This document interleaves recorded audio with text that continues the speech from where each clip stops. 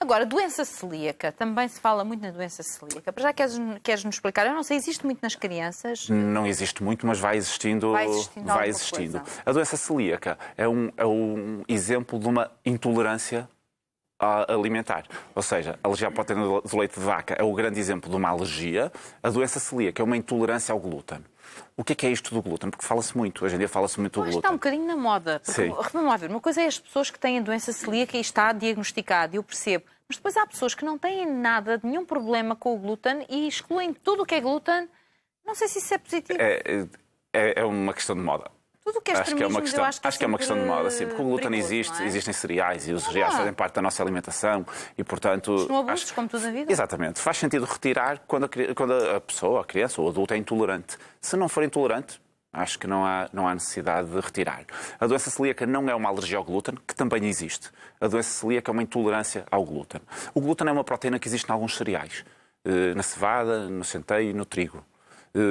A nossa aveia comercial geralmente está contaminada nas redes de produção também com glúten, por isso é que muitas vezes a aveia é considerada um cereal com glúten. Na verdade não é. Na sua composição pura não tem glúten e há aveia à venda que não tem glúten, mas alguma está contaminada, portanto é importante ter certeza nos rótulos e perceber se aquela aveia é segura, é livre de glúten ou não.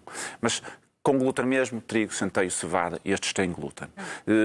Como é uma partícula que existe nestes cereais, existe em quase tudo no nosso dia-a-dia. Se nós formos pensar nas farinhas, nas massas... Sim, vais ver a composição e está lá sempre, tem cereais, não é? E as próprias linhas de produção das fábricas servem para processar cereais e muitas vezes os alimentos podem conter vestígios e, portanto... Eles põem lá em letrinhas pequeninas que podem... Mas tem que estar atento a isso. Muitas vezes é defensivo das marcas, mas se pode conter vestígios, não vamos arriscar. Claro. Acho que faz sentido, seja para intolerâncias, seja para não vale a pena alergias. estar-se a pôr a jeito, como se costuma Exatamente. dizer, não é? Aqui a grande questão da intolerância ao glúten, da doença celíaca, é que como o organismo fica intolerante, aqui vai criar alguma reação local de destruição de parte da superfície do intestino e isto vai acarretar algumas consequências. Nomeadamente, dificuldade na absorção de alguns nutrientes. Vamos perder a capacidade intestinal de absorver e isto vai provocar diarreia e vai provocar uma má evolução de peso. A criança é magrinha, não engorda, muitas vezes acumula alguns gases e fica com uma barriga proeminente. Mesmo sendo muito magrinha, com atrofia das massas musculares, porque está num estado de desnutrição, muitas vezes, e pode dar também anemia, porque o organismo deixa de ser capaz de absorver o ferro também, e como não absorve o ferro, dá anemia. Mas espera, deixa-me só perceber uma coisa, que agora não consegui, perceber bem. A questão da não absorção do ferro, por exemplo, o que me estás a dizer, e o facto desta criança estar subnutrida, foi isso que disseste, subnutrida, sim. Isso tem a ver com o quê? Ou seja, onde é que a doença celíaca faz com que... Tem a ver com o facto de, por ser intolerante ao glúten, não conseguir processar o glúten, a superfície do intestino, a superfície interna do intestino, que serve para promover a absorção de alguns nutrientes, fica comprometida.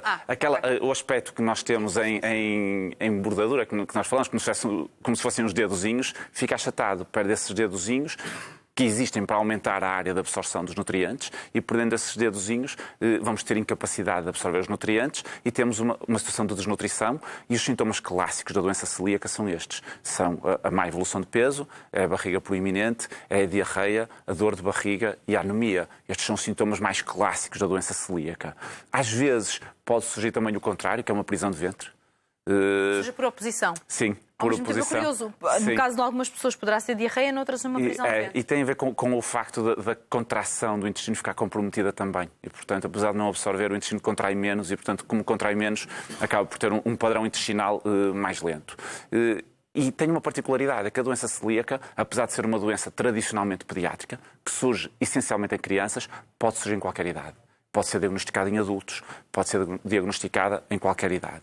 Mas vamos lá ver, no caso do glúten, por exemplo, há uma idade específica para introduzir o glúten ou não? E essa é uma questão super interessante porque ao longo dos anos já fomos variando. Já ouvi coisas diferentes, por isso estou a perguntar. Já fomos variando um bocadinho. As últimas recomendações da Sociedade Europeia de Nutrição Pediátrica, penso que são do ano passado, de há 2 anos, são bastante liberais. há uns anos atrás, dizia-se que não se podia introduzir o glúten antes dos 6 meses, que era profundamente errado e que se tinha que introduzir ali entre os 6 e os 7 para não haver, também para não introduzir muito tarde. Muito tarde. Depois veio outra recomendação que dizia que afinal era bom introduzir mais cedo um bocadinho, entre os 4 e os 7.